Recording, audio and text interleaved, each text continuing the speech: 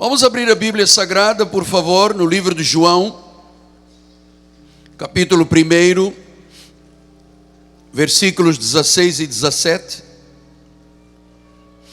O tema de hoje é a visão da graça e da verdade versus a lei.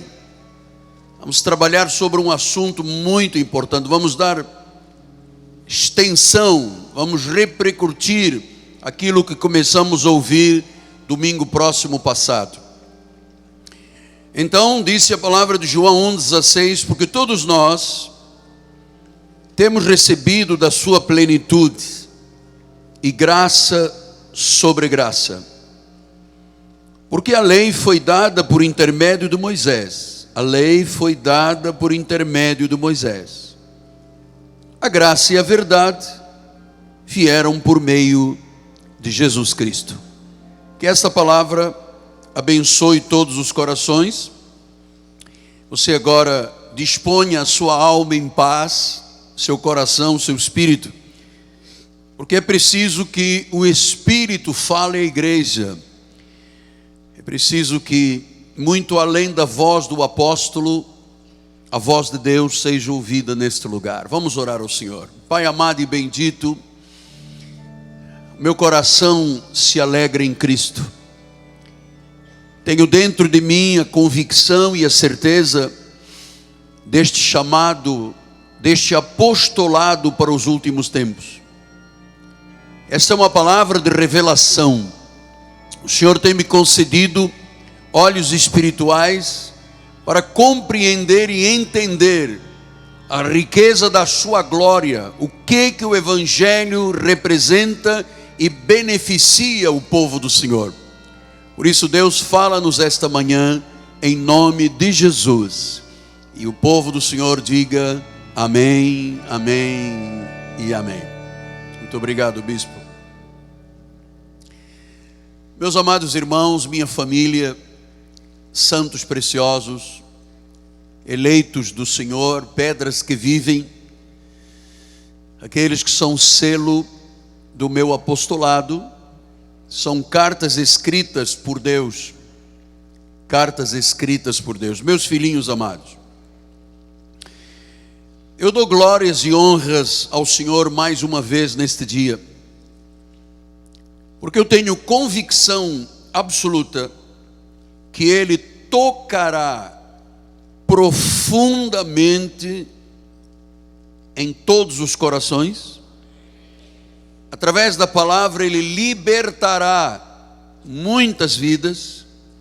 Ele vai curar pela pregação da palavra. E diz que quando a Bíblia é pregada, sinais acompanham. Então haverá sinais neste lugar. Sinais de Deus. Você sabe por quê? Porque há uma atmosfera neste ministério que nos mostra o grande amor de Deus para conosco. Você percebe isto? E Ele falará ao seu coração através da minha vida. E ouça, nada meu, não haverá nenhum conceito meu pessoal, será tudo de Deus. E é uma honra estar neste altar, pode acreditar nisto. É uma honra profunda, intensa, maravilhosa, poder ser o seu pastor e estar neste altar. Vamos então à palavra. Diz que nós recebemos plenitude de graça sobre graça. E ele diz aqui no versículo 17: a lei, um pacto, uma aliança, o velho pacto, a velha aliança veio por intermédio de Moisés. Mas a graça e a verdade vieram por meio de Jesus Cristo. Eu quero lhe dizer que existem dois pactos, duas alianças, dois fundamentos na Bíblia Sagrada.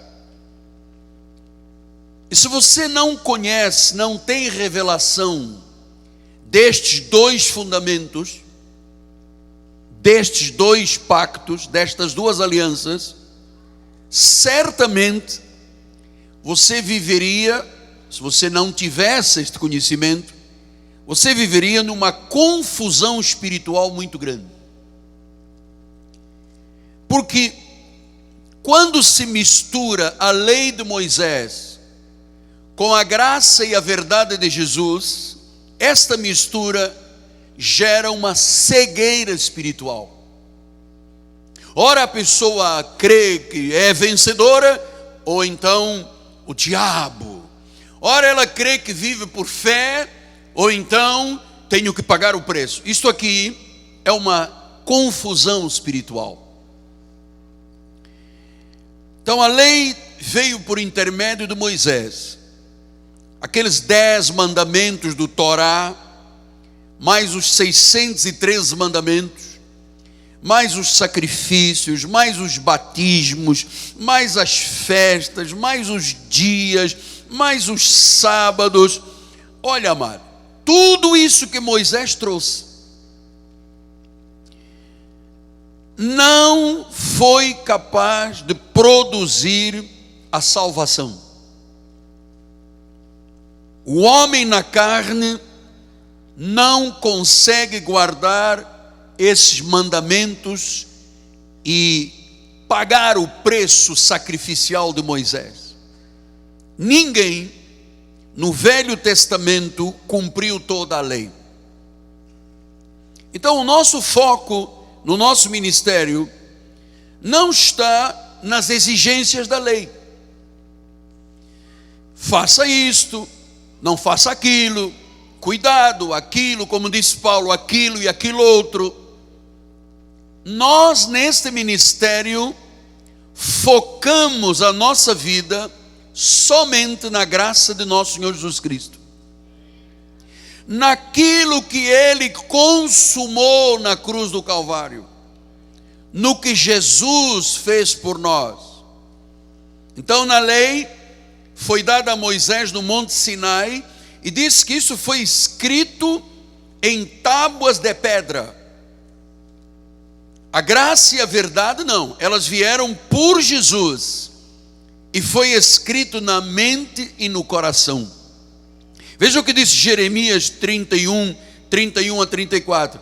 Eis aí vem dias, diz o Senhor, em que firmarei uma nova, diga nova aliança, com a casa de Israel, com a casa de Judá, com a igreja de Jesus. E ele diz: não conforme a aliança que fiz com seus pais, no dia em que os tomei pela mão para os tirar da terra do Egito, porquanto eles anularam a minha aliança, não obstante eu os haver desposado, diz o Senhor. Então, versículo 33, porque esta é a aliança que firmarei com a casa de Israel depois daqueles dias, diz o Senhor. Agora veja, na lei, o Senhor escreveu a lei em tábuas de pedra. Na graça ele diz: vem dias em que eu estabelecerei o quê? Na mente e no coração. Na mente e no coração as inscreverei, e eu serei o seu Deus, e eles serão o meu povo. E conhecereis a verdade vos libertará. Então, meus amados, há uma grande distinção entre a lei e a graça e a verdade.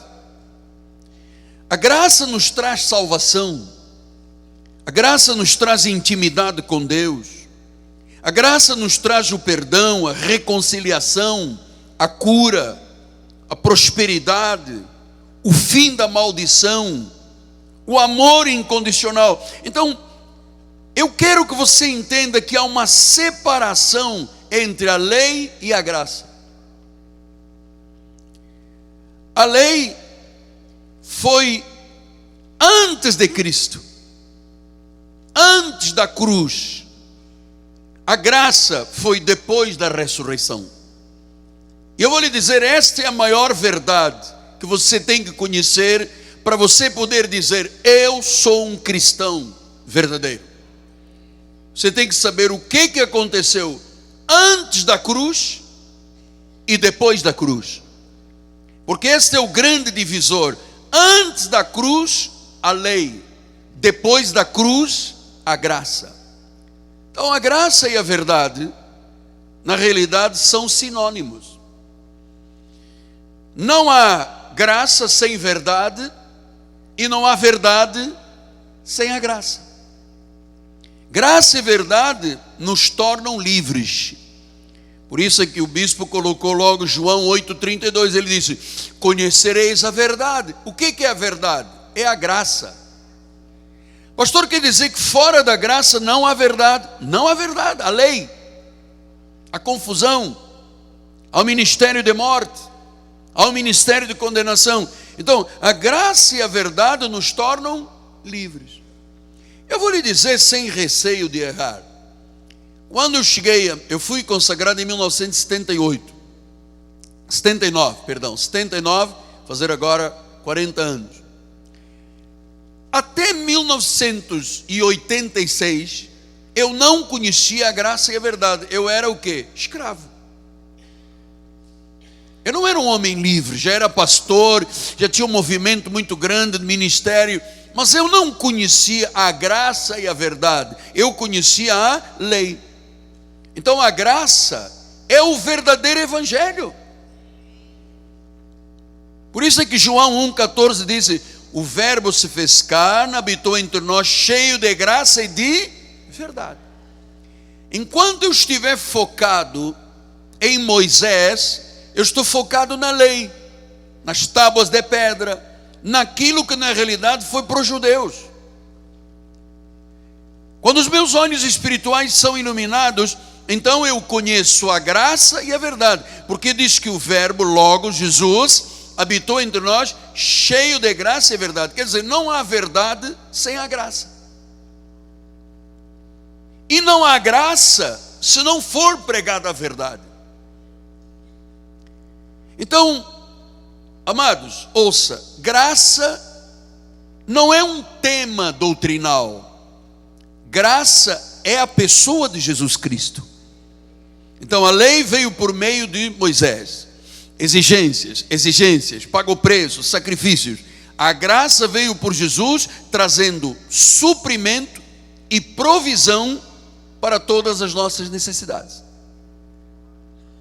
Amados, nós não podemos dar validade ao que Cristo pôs fim.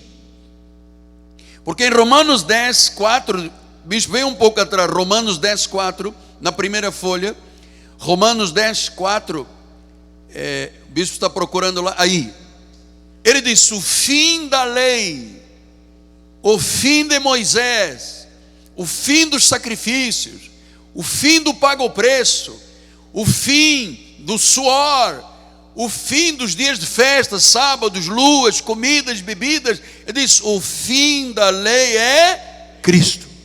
Então Cristo pôs um ponto final à lei.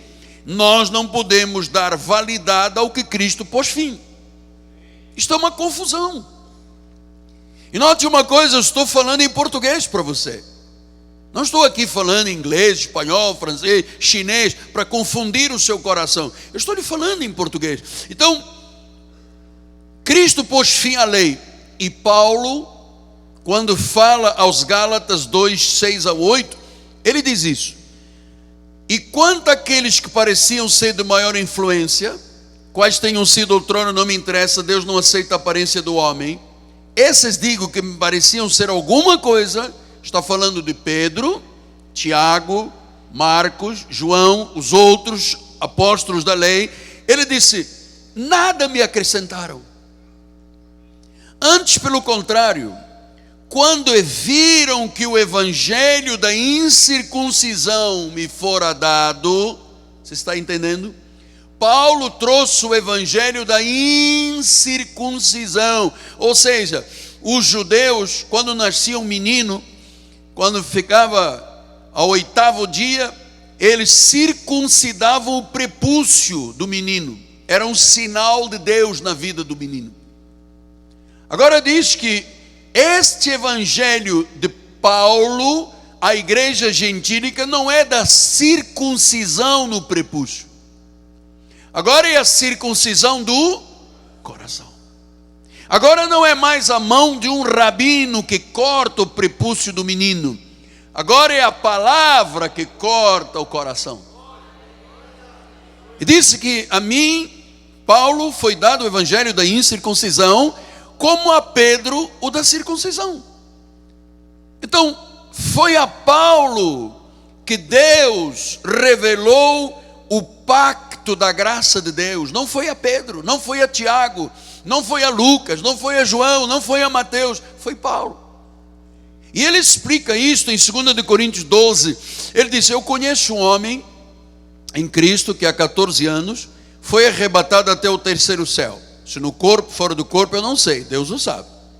E eu sei que tal homem, se no corpo, fora do corpo, não sei, Deus o sabe, foi arrebatado ao paraíso e ouviu palavras inefáveis, o evangelho da incircuncisão. E ele disse: as quais não é lícito ao homem referir. Então, Deus levou Paulo ao terceiro céu, que ele chamou de paraíso. Se ele levou ao terceiro céu, significa que há um segundo e há um primeiro.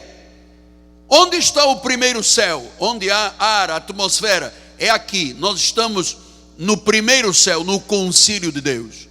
Depois os cientistas dizem que há um outro espaço onde termina o ar, que é o segundo céu, chama-se a estratosfera, onde estão os satélites. Depois existe um terceiro, até aqui o homem tem domínio, mas depois existe um terceiro céu, que é a exosfera, onde está o paraíso, onde está o trono de Deus. Nenhum homem tem acesso a ele. Diz que Paulo foi lá, e Deus lhe revelou o pacto da graça de Deus. E em 2 Coríntios 12, 2 a 4, ele diz: eu fui arrebatado ao paraíso e ouvi palavras inefáveis. Que palavras inefáveis são estas? A graça de nosso Senhor Jesus Cristo. Porque a lei já tinha sido dada a Moisés. Então agora veja como é que Paulo disse em 1 Coríntios 3, 10. Segundo a graça de Deus que me foi dada. Paulo não tem nada a ver com a lei de Moisés, com sacrifícios. Isso é judaísmo, isso é judaizante, isso é maldição. Isso não é parte do pacto da graça e verdade. Diz: segundo a graça que me foi dada, disse Paulo, eu lancei o fundamento como prudente construtor. Então Paulo teve um cuidado, uma prudência. A igreja até Paulo não tinha a perspectiva de igreja, nem a função de igreja. A igreja funcionava misturada com a sinagoga. Quando Paulo ia a alguma cidade, ele pregava na sinagoga. Mas houve um dia em Antioquia que ele se liberou da sinagoga, e ali os irmãos pela primeira vez foram chamados de cristãos. Diz que ele, como prudente construtor, como um arquiteto, ele lançou o fundamento. Portanto, a igreja não tinha fundamentos. A igreja era misturada com a lei, como a igreja até hoje vive. Hoje você vê as pessoas lutarem com o diabo sexta-feira. Isto é judaísmo. Porque a Bíblia diz que aquele que tinha o poder da morte, a saber, o diabo, Jesus o derrotou. Por isso é que você não vê diabo aqui dentro da igreja. Porque a igreja de Jesus não é para ter diabo, é para ter Jesus, amado. As pessoas acham que quando tem um demônio escorregando no meio dos bancos, aí está o poder de Deus. Amado, o poder de Deus está onde está o povo de Deus. Diz: eu pus o fundamento como prudente construtor. Amados, eu queria que você entendesse o cuidado, o zelo. Há pouco uma amada veio falar comigo e disse: obrigado pelo cuidado que o senhor tem, até com as questões da sociedade, as questões políticas. O senhor ensina a igreja. Amado, eu tenho esta prudência porque eu me sinto como um prudente construtor da sua vida. Quem responde pelo seu sangue diante de Deus sou eu. E consequentemente os bispos da igreja, os líderes da igreja. Então ele disse: eu tive prudência, eu não joguei madeira, palha e feno para a sua vida, disse Paulo. Agora, um outro edifica sobre ele qual? O fundamento de Paulo. Então não existe igreja sem o fundamento de Paulo. Sem as 14 epístolas de Paulo não há igreja. Há um ajuntamento social, mas não é eclésia, igreja do Deus vivo. Não existe. Eu fui prudente, eu fui um construtor. Agora ele disse, o outro edifica. Porém, cada um veja como edifica. Meus amados, então a graça de Deus, sem as obras do velho pacto, não é o homem com sacrifícios, com batismos, com jejuns, pagar o preço. Não, absolutamente. O fim da lei, disse Paulo aos Romanos, vamos colocá-lo outra vez, Romanos 10:4, bispo, é 10:4. Se puder colocar 10:4. Aí, o fim da lei. Quem está a dizer isto aqui não é o Miguel Ângelo, é a Bíblia. É porque às vezes as pessoas ficam pensando, pastor Alex, que é o Miguel Ângelo que diz isso. Eu estou lendo na mesma Bíblia que você está lendo. Eu apenas não tenho escamas nos meus olhos, não tenho véus no meu coração, eu não tenho parte com Moisés. Então ele diz, o fim da lei é Cristo. Cristo pôs fim à lei ou não pôs fim? Pôs fim. Veja como é que Paulo escreve a Tito e diz isto, Tito 1:10 e 11. Existem muitos insubordinados, palradores frívolos, enganadores, especialmente quem? Os da lei, os da circuncisão. Então eu sei que isto é muito constrangedor, mas como isto não é palavra escrita por mim, é pelo Senhor através de Paulo. Mas eu vou lhe dizer uma coisa: a circuncisão engana muitas pessoas. Você quer ver o teu filho salvo? Traz um envelope com R$1.000. Entra na fogueira santa. Como o óleo de Israel. Bebe o sal não sei de onde do mar morto. Amado, são palradores frívolos, insubordinados e enganadores, frívolos, palradores. Você está vendo os adjetivos que o Senhor colocou aqui na palavra para quem é da circuncisão? Para quem é da lei de Moisés, pregada entre os gentios, chamou de insubordinados, palradores, frívolos. O que é um palrador frívolo? É um papagaio. Fica repetindo, Flamengo vai ganhar, Flamengo vai ganhar, o Vasco vai cair. Isso é palrador frívolo, o Vasco não vai cair nada. Bença a Deus, já está dizendo ali o irmão do Vasco. Então diz que são enganadores. E ele diz no versículo 11, é preciso fazê-los calar. Então a lei tem que se calar. Porque quando a lei é pregada por um palrador frívolo, insubordinado, uma pessoa que não tem o temor suficiente da graça de Deus, perverte casas inteiras,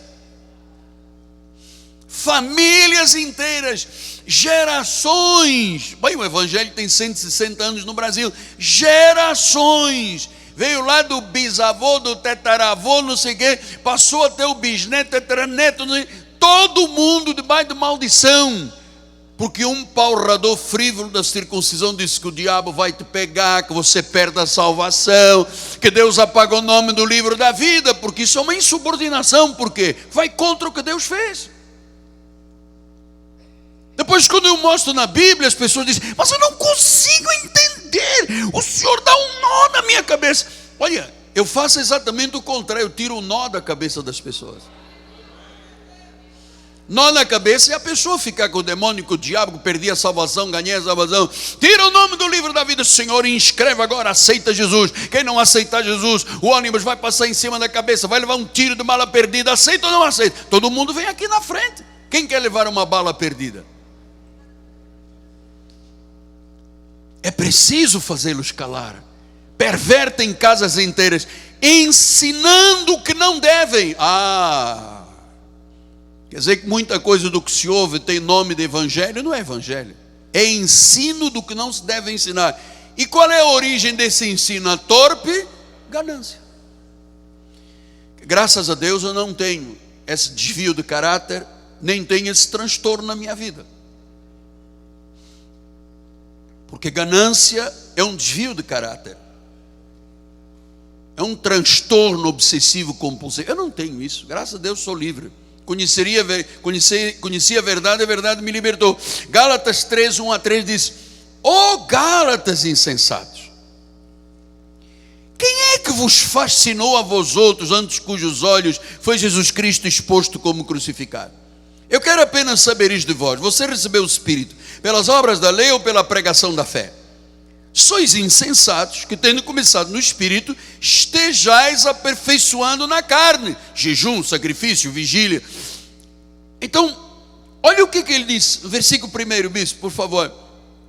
Ó Gálatas insensatos. Ué, Paulo foi duro.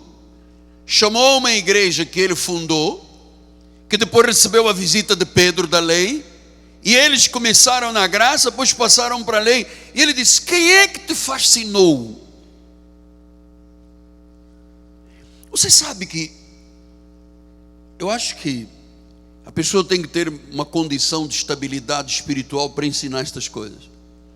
Esta palavra fascinar ou fascínio, que quem está dizendo é a Bíblia, vem do original grego baskainos. Baskainos quer dizer enfeitiçar. Significa que se eu não prego a graça, o que prego, como é palrador, frívolo, enganador, enfeitiça as pessoas. Oh, pastor. Então quer dizer que o Cristo da carne pôs um fim à lei. O Cristo ressuscitado é o Senhor da igreja. E se eu começar a pregar Moisés e as obras da lei, eu estarei enfeitiçando o povo da igreja. Meu Deus, feitiço dentro do lugar que tem uma placa chamada igreja. É um feitiço. Senhores, eu estou lhes mostrando o que a Bíblia diz, e a minha Bíblia é igual à sua. A verdade é que às vezes eu ponho-me a pensar: como é que a pessoa pode acreditar que se ela pegar um pedaço de pó de cemitério, ou de óleo de Israel, ou de água do Jordão, e guardar em casa, aquilo vai trazer o marido de volta, vai fazer um grande negócio, a pessoa vai ficar rica? Isso é um feitiço. Isto é um feitiço, isso é baskainos. Grande parte das pessoas que se dizem evangélicas estão literalmente enfeitiçadas, e cristãs católicos estão literalmente enfeitiçadas. Então 2 Coríntios 5,16 diz isso: olha, assim nós daqui por diante ninguém conhecemos segundo a carne, e se antes conhecemos a Cristo segundo a carne, já não o conhecemos deste modo. Por quê? Porque na carne ele veio fazer o quê? Cumprir a lei. Pastor, mas eu não tenho que andar na via crucis, com uma cruz na cabeça, nas costas, no ombro? Não. Ele fez para que você não tenha que fazer. Ele foi o nosso substituto. Ele disse: tudo está consumado. Quer dizer que eu não tenho que olhar o Cristo nos dias da sua carne. Ah, pastor, mas a Bíblia diz: anda nos passos de Cristo. Você sabe onde é que ele terminou? No Monte Gólgota, Gólgota quer dizer caveira, em Jerusalém, numa cruz. E ele foi lá para que eu não tenha que ir, porque era preciso um cordeiro perfeito, ser a nossa propiciação, pagar pelos nossos pecados. Por isso é que Paulo disse aos Gálatas: Gálatas insensatos, vocês começaram bem pela pregação da fé, agora vocês estão se aperfeiçoando na carne. Você não vê que isso é feitiço? Você não vê que isso é baskainos? Por isso é que Paulo diz em Gálatas 1, 6-9: admira-me que estejais passando tão depressa daquele que chamou da graça de Cristo para outro. E ele disse: o qual não há outro. Não é outro, só existe um. Mas há pessoas que vos perturbam. Quem são estas pessoas? Palradores frívolos, enganadores, os da circuncisão. Eles perturbam. Olha o diabo, eis que eu vejo. Olha o demônio, tem uma pombagira, tem um encosto. O irmão tem um encosto, o irmão está encostado. Não é o marido com a esposa estão encostados, mas eu tenho um encosto. E a pessoa, como está cega, está enfeitiçada, ela diz, eu tenho um encosto. Apóstolo, eu tenho Jesus como meu Senhor e Salvador, sou dizimista, não falta um culto, mas eu tenho um encosto. E em cima desse encosto, a torpe ganância pega dinheiro das pessoas. Então Paulo diz, não, há alguns que vos perturbam. Eles querem perverter o Evangelho de Cristo. Mas ainda que nós, agora ouça este recado. Tenha atenção no que o Espírito vai lhe falar agora. Ainda que nós, está dizendo ele, nós os apóstolos, ou até mesmo um anjo, que possa vir do céu, se ele pregar um evangelho que vá além deste da graça, seja o quê? Oh, eu não compreendo isto. Como é que uma pessoa tem Jesus e tem anátema? Não tem Jesus, tem um outro evangelho, mas não é Jesus. Tem um evangelho pervertido, mas não tem o evangelho legítimo. Evangelho significa boas novas de grande alegria. Como é que há boas novas se eu tenho um encosto? Isso é boas novas? Isso é morte? Isso é feitiço? É enganação? Então, seja anátema.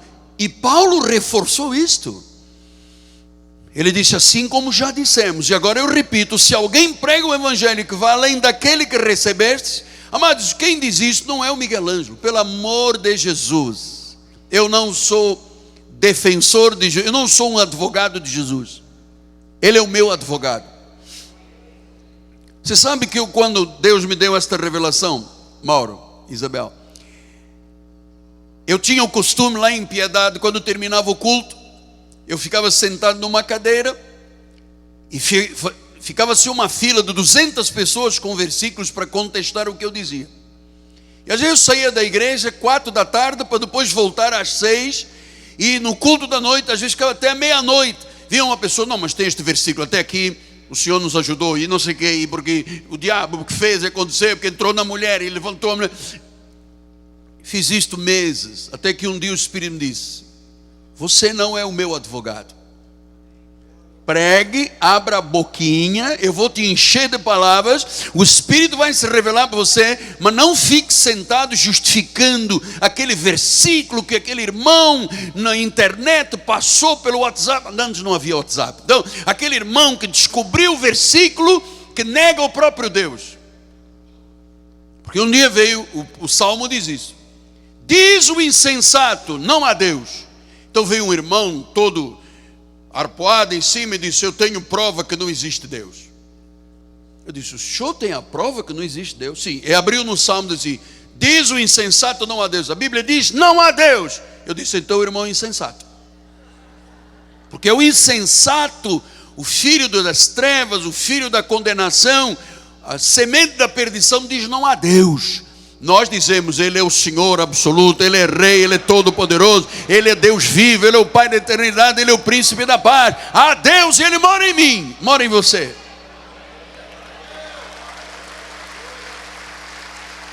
Então, o evangelho da incircuncisão é vivido por fé. O meu justo viverá por fé. E na lei de Moisés, sacrifício, paga o preço, cumpre mandamentos, luta, exigência, mais obras, mais exigência. Eu me cansei disso aí, amado. Nós não podemos dar validade, bispas, ao que Deus pôs fim. Se Jesus disse o fim da lei, como é que eu vou trazer a lei e dar validade ao que Ele pôs fim? Não entende isso, bispo? Nós não podemos dar validade. Então em Romanos 5:20 ele disse, sobreveio a lei para que avultasse a ofensa, mas onde abundou o pecado, Agora já não há mais lei. Superabundou quem? A graça. Avultar-se. O que é avultar, apóstolo? Mostrar a impossibilidade do ser humano ser salvo. E Paulo vem e diz, Romanos 7, 1 a 6. Porventura ignorais, irmãos, pois falo, conheceis a lei, que a lei tem domínio sobre o homem toda a vida. Ora, a mulher casada está ligada ao marido enquanto ele vive, mas se o marido morrer, desobrigada ficará da lei conjugal. De sorte que será considerada adúltera se vivendo ainda o marido unir-se a outro homem. Porém, se morrer o marido, estará livre da lei, não será adúltera se contrair novas núpcias. Assim, meus irmãos, também vós morrestes relativamente à lei, por meio do corpo de Cristo, para pertencerdes ao outro. Não é o da carne, é outro. Não é o da lei, da circuncisão, é outro, é o da circuncisão. Quem é o outro? Aquele que... Oh, mas é muito baixa esta voz. Viu, Leonel Rich? É muito baixo. Quem é o outro? Aquele que... É este que você tem que pertencer. É este.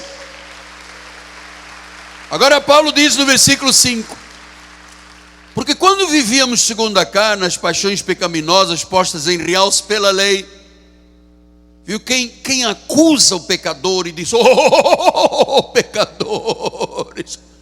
Como é que um homem em cima de um púlpito, uma mulher, tem a ousadia de chamar a noiva de Cristo de pecadora? Quem é que dá realce ao pecado? A lei. Porque a lei operava em nossos membros a fim de frutificar para a morte. Quer dizer que a lei dá fruto de morte. Versículo 6. Agora, porém, libertados da lei, diga graças a Deus. Foi este ministério que provocou essa mudança no mundo, mas foi este altar. Libertados da lei, estamos mortos para aquilo que estamos sujeitos, de modo que servimos em novidade de espírito. Ele diz novidade de espírito e não na caducidade da lei, da letra. Você pode dar um glória a Deus. Libertados da lei, na caducidade da letra. Então a igreja tradicional vive na caducidade da letra. Sexta-feira, meia-noite, teremos libertação de demônios. E até pastores vêm na frente, cheios de me liberta, me liberta. Põe a mão aqui, porque a pessoa não conhece, ela tem escamas nos olhos, ela tem um véu no coração, ela tem dificuldade. O pastor, eu não consigo entender o que o irmão diz, porque tem um véu. Quando alguém se converte, o véu é retirado. Eu também, quando escrevi o meu primeiro livro, a primeira página do meu livro era assim: eu não acredito em predestinação, eu creio que cada homem traça o seu destino. Porque eu só conhecia a salvação eterna. Aí um dia Deus revelou a predestinação e eu mandei cortar essa página de todos os livros. Porque depois eu entendi o que era a predestinação. Não é o homem que traça o seu destino, é Deus que o predestina e o destino é Ele que traça. Então Jesus tomou o nosso lugar, foi o nosso substituto, pagou o preço do pecado, por graça, não é por merecimentos. Ele nos salvou, Ele nos tornou justos pela fé, foi pela obra de Jesus, somos justos pelo que Ele fez. 2 Coríntios 5, 21 diz: aquele que não conheceu o pecado, Ele o fez pecado por nós, para que nele, Ele tirou o pecado de nós, encravou na cruz, Ele se fez pecados agora, para que nele fôssemos feitos justiça de Deus. Então eu sou justo, você é justo, você não é um pecador, você foi um pecador. Quem está em Cristo é uma nova criatura, as coisas velhas passaram, passou a lei, passaram os sacrifícios, jejuns, abluções, agora é por fé. Ele disse, agora fomos feitos justiça de Deus. Romanos 7, 7. Que diremos, pois? É lei pecado? Não, Mas eu não teria conhecido o pecado se não fosse por intermédio da lei. Eu vou lhe dizer uma coisa, eu era católico e não conhecia nada disso.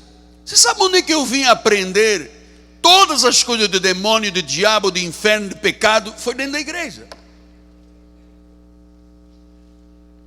Paulo disse, eu não conhecia pecado se não fosse pela lei. Mas eu não teria conhecido a cobiça se a lei não dissesse, não cobiçarás. Versículo 8, mas o pecado, tomando ocasião pelo mandamento, despertou em mim toda a sorte de concupiscência, porque sem lei, onde não há lei, está morto o pecado. É por isso que eu não prego aqui pecado, demônio, diabo, inferno, porque sem lei o pecado está morto. Então, meus amados, 1 Coríntios 15, 56, o aguilhão da morte é o pecado, e a força do pecado. Quem é que dá força ao pecado, ao demônio, ao diabo, dentro da igreja? É a lei. Vamos pensar juntos. A força do pecado é a lei. Quanto mais pregação de lei, quanto mais sacrifícios, abluções, batismos, jejuns, vigílias, mais o pecado é forte. Oh, eu sou um pobre de um pecador, apóstolo. Se você diz que você, crente em Jesus, é um pobre de um pecador, você está insultando, pisando o sangue da aliança, amado.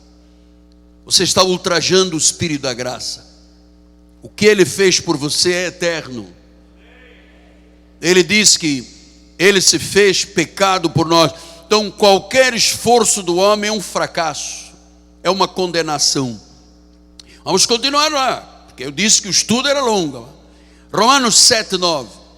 Outrora sem a lei eu vivia, mas quando sobreveio o preceito, reviveu o pecado e eu morri. Quer dizer que a lei faz a pessoa se sentir pecadora. Por isso que é uma coisa que eu acho assim muito estranho. Aí a pessoa passa aqui 20 anos conosco, 30 anos, aleluia, é por graça, é por... Aí um dia se zanga com Deus, se zanga com o apóstolo, se zanga com todo mundo, e vai procurar uma igreja de lei. A primeira coisa que fazem lá, batizem. Porque diz, você foi 30 anos da graça, meu irmão, você é um pecador, você está cheio de demônio, tem que passa pela água. E levam lá na Barra, tem uma lagoa, onde tem as gigogas e os jacarés, e diz, agora em nome de Jesus, o que Jesus não fez na cruz, eu vou fazer agora, em nome de Jesus. Plim, mergulha a pessoa com uma roupinha branca, como espírita, sabe? Tira ela e diz, agora você não tem mais nenhum pecado. Aí viu os pecados andando e vê o jacaré comendo os pecados do povo de Deus. Mano, isso é um insulto. Isso é um insulto, é uma heresia que se faz com o povo de Deus. Ah, por isso é que Oseias dizia, o meu povo tem sido destruído porque lhe falta conhecimento.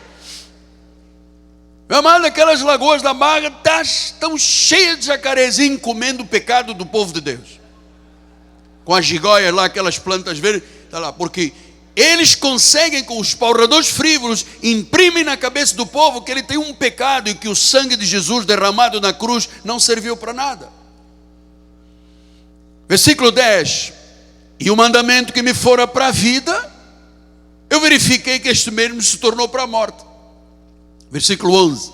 Porque o pecado prevalecente do mandamento, pelo mesmo mandamento, me enganou e me matou. 12. Por conseguinte, a lei é santa, e o mandamento é santo e justo e bom. Versículo 13. Acaso o bom se me tornou morte? De modo nenhum. Pelo contrário, o pecado, para revelar-se como pecado por meio de uma coisa boa, causou-me a morte, a fim de que pelo mandamento se mostrasse sobremaneira maligno. Então diz que a lei se torna sobremaneira maligna. Pastor, mas como é que o senhor vai descobrir estas coisas? Mas na mesma Bíblia que você tem. A mesma Bíblia. A mesma, está tudo aqui. Eu estou apenas repetindo o que a Bíblia diz. Versículo 14. Porque bem sabemos que a lei espiritual, eu todavia sou carnal, vendido à escravidão do pecado. Versículo 15. Porque nem mesmo compreendo o meu modo de agir. Não faço o que prefiro, sim o que detesto. Versículo 18, pelo que eu sei que em mim, isto é, na minha carne, não habita bem algum, pois o querer o bem está em mim, não porém efetuá-lo. Versículo 19, porque eu não faço o que prefiro, mas eu faço o mal que eu não quero, eu faço.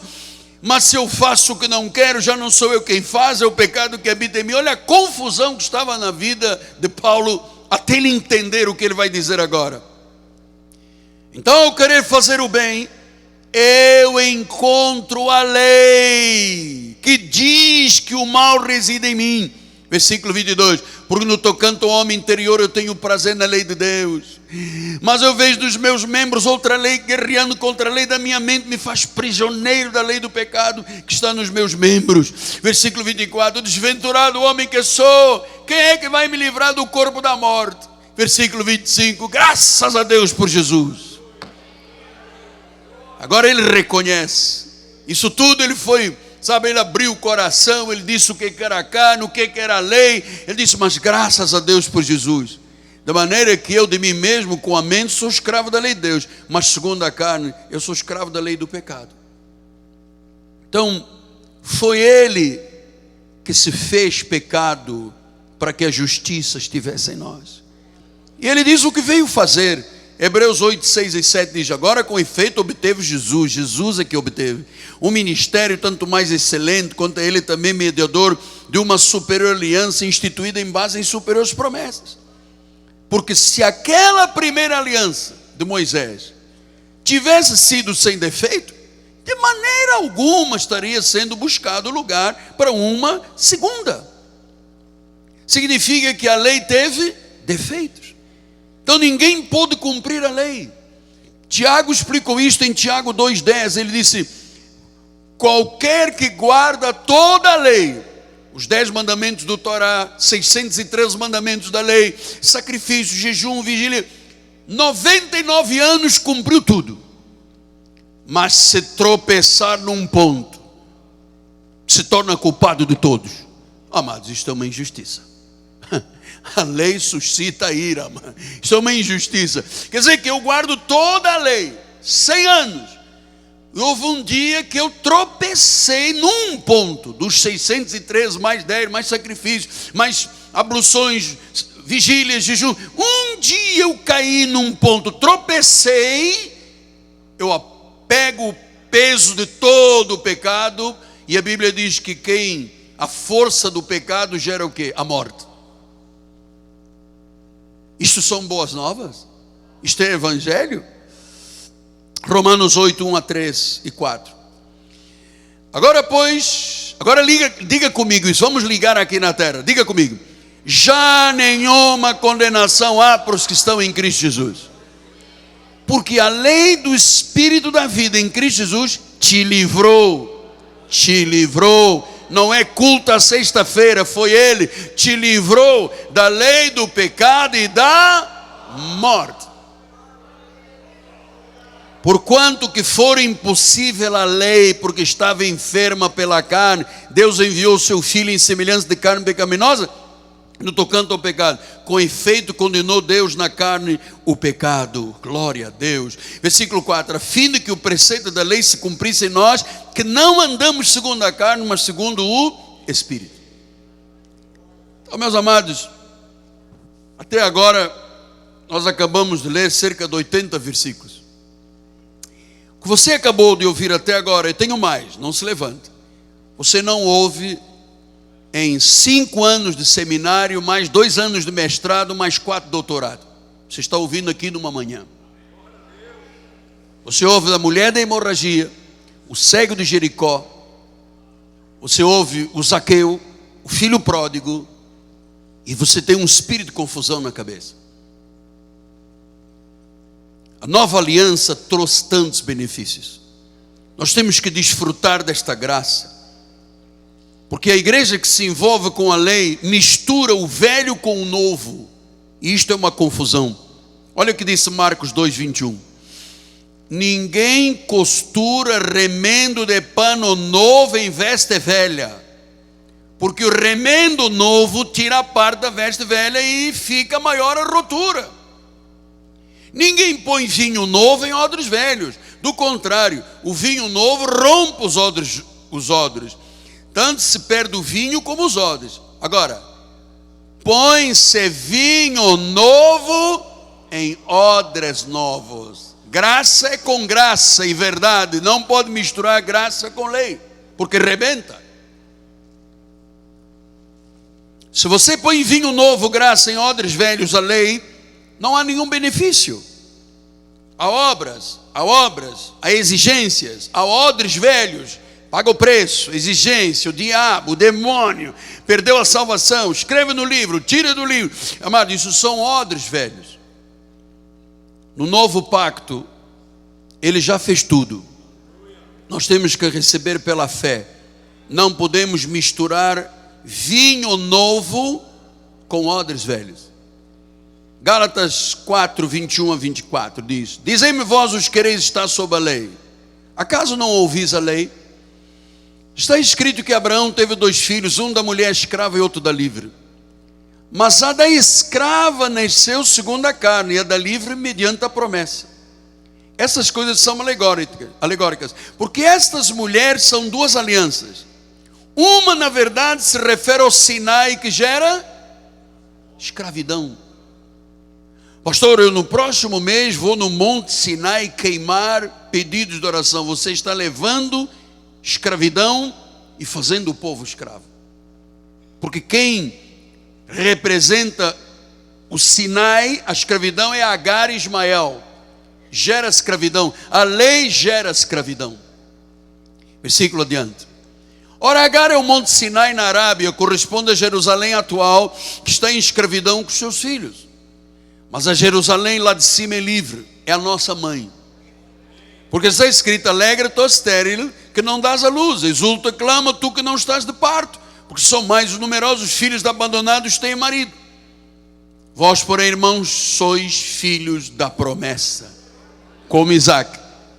Como, porém, outrora o que nasceu segundo a carne perseguiu o que nasceu segundo o Espírito, agora também a lei persegue a graça. Entra na internet e você vai ver quantos pregadores me atacam. Não pode, não pode, não pode, não pode. Não pode o quê? Eu estou lendo na Bíblia, amado. Não pode você fazer escravidão com o povo de Deus. Que diz a Escritura? Lança fora a escrava e o filho. Lança fora a lei, lança fora Agar, lança fora Ismael. Porque de modo algum o filho da escrava será herdeiro como o filho da livre. Versículo 31. E assim, irmãos, vamos dizer juntos: somos filhos, não da escrava da lei, e sim da graça, da livre. Diga: eu sou filho da livre. Eu sou da graça. Pela graça fui salvo. Vivo pela graça. Viverei eternamente pela graça. Então agora vamos focar 10 minutos finais. Foco. Atenção. Não vamos nos perder agora em concepções humanas nem lógica. Sem este conhecimento que eu acabei de lhe passar, lança fora a escrava, tira a lei da igreja, tira Agar, tira sacrifício, tira jejum, tira batismo, tira isso tudo da igreja. Sem este conhecimento, as pessoas vivem o velho pacto, sem benefícios, ineficiente, improdutivo. Por isso que Hebreus diz 8, 8 e 9: de fato, repreendendo, diz aí, vem, diz o Senhor, firmarei uma nova aliança com a casa de Israel, com a casa de Judá. Você leu há pouco de Jeremias. Não segundo a aliança que fiz com os seus pais no dia que tomei pela mão para conduzir para fora do Egito. Eles não continuaram na minha aliança e eu não atentei para eles, diz o Senhor. Porque esta aliança que firmarei com a casa de Israel depois daqueles dias, do Senhor, na sua mente eu imprimirei as minhas leis, sobre o seu coração as inscreverei. Eu serei o seu Deus, eles serão o meu povo. E não ensinará cada um ao seu próximo, nem cada um ao seu irmão, dizendo: conhece o Senhor, porque todos me conhecerão, desde o menor até o maior. Pois para com as suas iniquidades eu usarei de cajado, de gola, inferno. Com as suas iniquidades eu usarei de... E quanto aos seus pecados, eu vou usar o altar para lembrar todo dia que o povo é pecador. Jamais me... me lembrarei. Jamais. Não adianta você dizer: Senhor, mas eu mereço um cajado. Deus diz: eu não me lembro nada, já passou no meu sangue. Então agora diz, quando ele diz nova, torna antiquada a primeira. Ora, aquilo que se torna antiquado e envelhecido tem que desaparecer. Eu já lhe falei no outro dia, vou lhe mostrar outra vez. Um momento. Você se lembra do LP?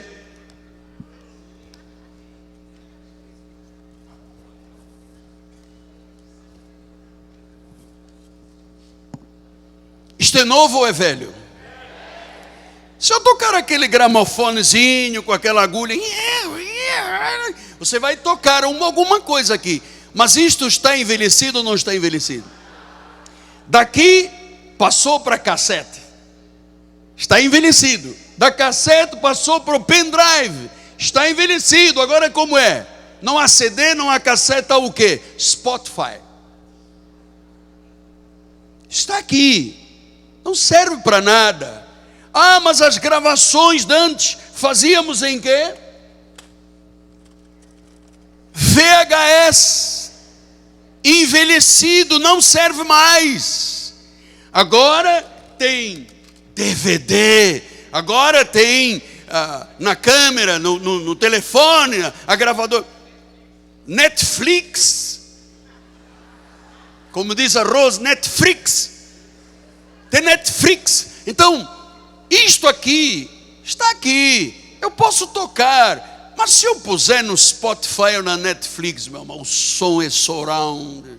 É perfeito. Isto aqui envelheceu. Aqui chama bolacha.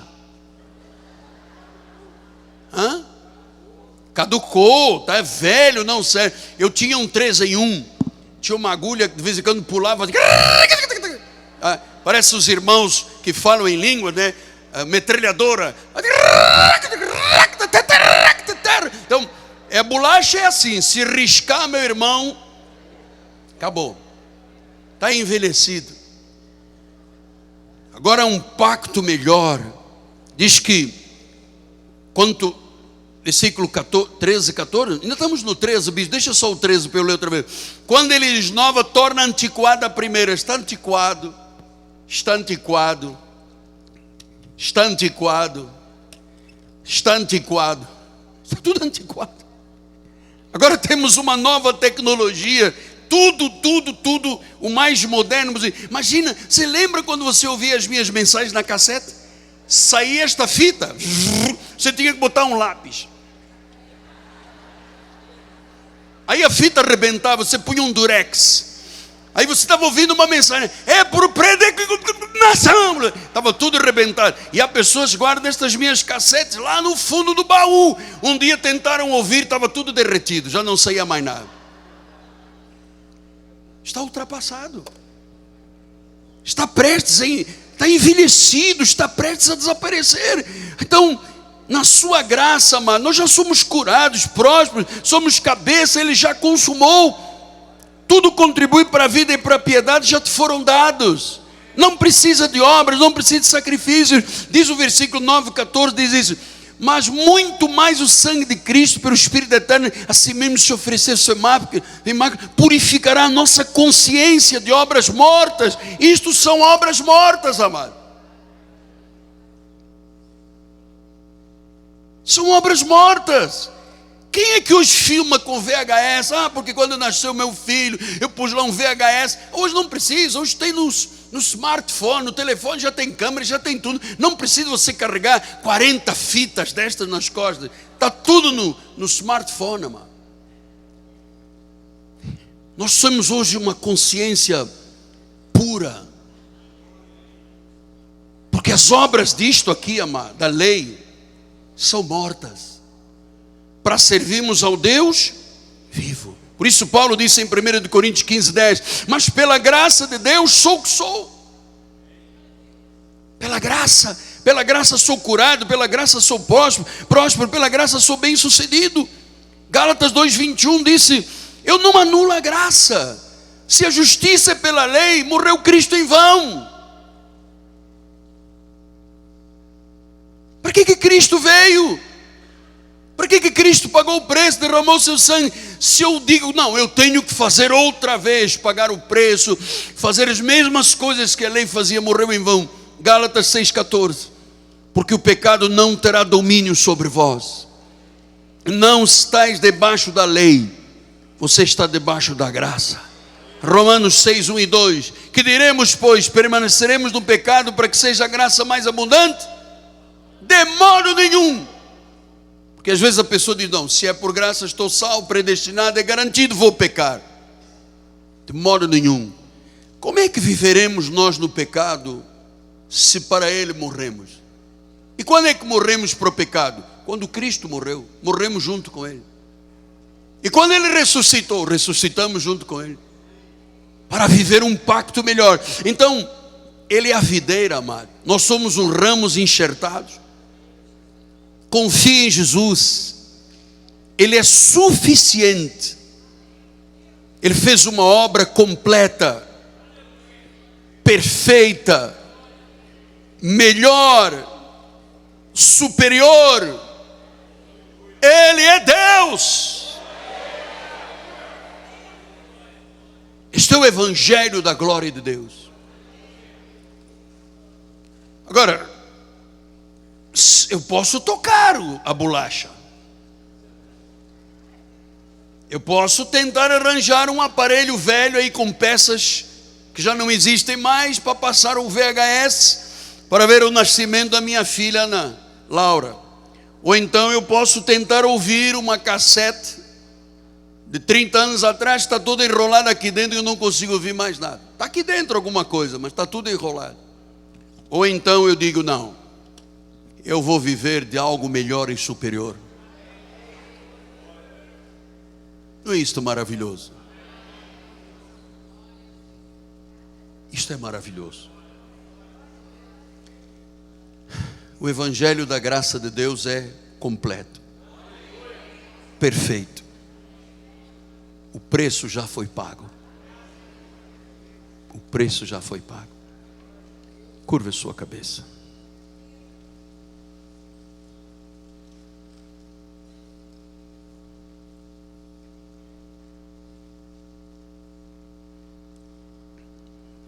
Senhor Jesus Cristo,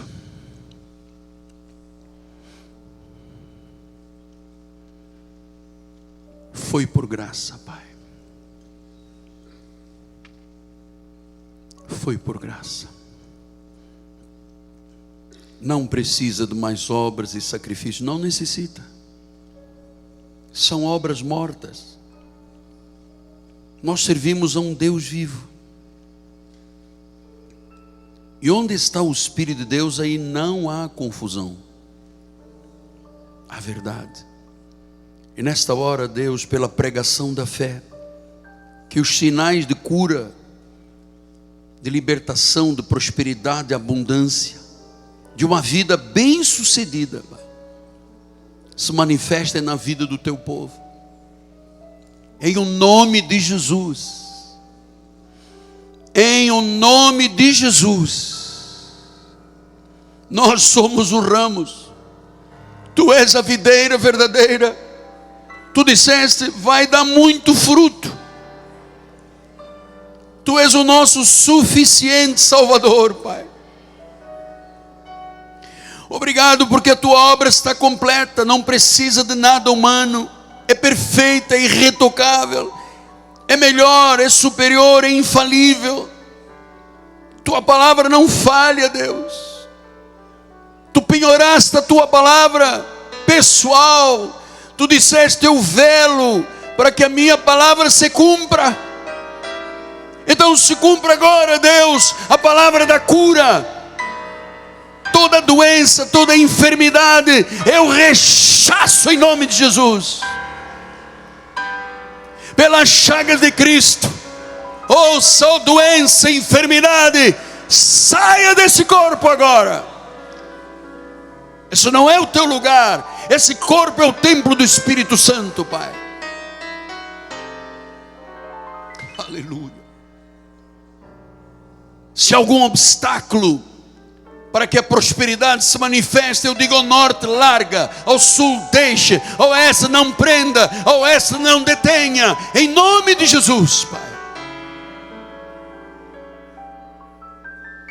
Eu estou profetizando a abundância, eu estou profetizando a prosperidade, eu estou profetizando a cura, o milagre, o sinal, o prodígio, a maravilha, a transformação do teu casamento, a tua vida empresarial abençoada, em nome de Jesus.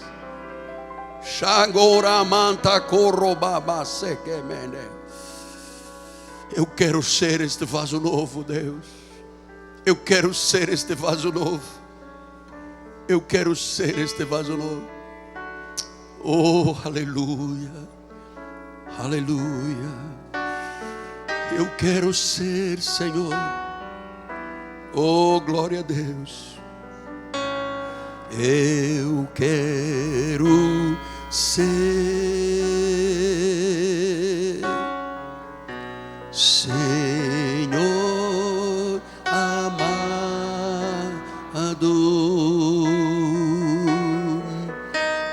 como um vaso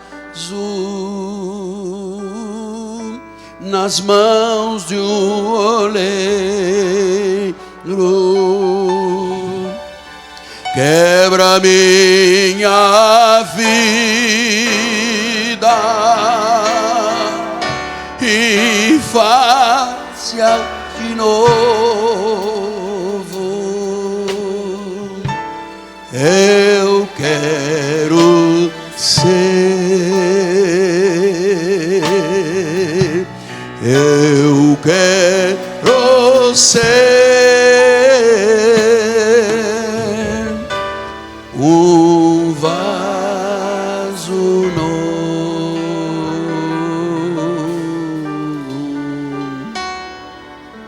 Sim, Deus, que esta palavra tenha libertado vidas, Pai. Tenha arrancado a dúvida. Nós sabemos que dúvida é do maligno, Pai. E o maligno vem exatamente para ser a confusão, pois ele é o adversário. Ele veio para matar, roubar e destruir, gerando na mente de muitas pessoas obras e sacrifícios, Pai, para que nunca tenham paz e descanso. Parece que sempre tudo é insuficiente, e que tem que ser melhor do que Jesus, tem que jejuar 41, Deus. Nós sabemos que isso, Senhor, gera morte, que para nós há um pacto melhor e superior, um pacto de vida, um pacto eterno, em nome de Jesus Cristo. Amém, amém e amém. Graças a Deus, graças a Deus. Vamos dar um aplauso ao Senhor, vamos ficar de pé. Glória a Deus. Santo é o Senhor. Estenda as suas mãos para o altar. Glória a Deus, o Bispo Nacional vai dar a bênção final. Glória a Deus. Graças a Deus. Estenda as suas mãos para o altar. Senhor Jesus Cristo, o Deus soberano, obrigado por esta grande obra que o Senhor consumou na cruz do Calvário. Aqui estamos, Senhor, reinando em vida nesta terra. Cremos, Pai, que esta promessa há de manifestar o Teu favor diariamente sobre nós, nos dando, Senhor, ó Deus, o melhor de Deus, nos dando a melhor semana, nos dando o melhor final de ano, um final de ano transformador, aonde veremos a mão poderosa de Deus agindo de forma extraordinária na vida de cada um de nós. E que a Tua graça, a graça do nosso Senhor Jesus Cristo, o amor de Deus, as doces consolações do Espírito se manifestem hoje e eternamente em nossas vidas.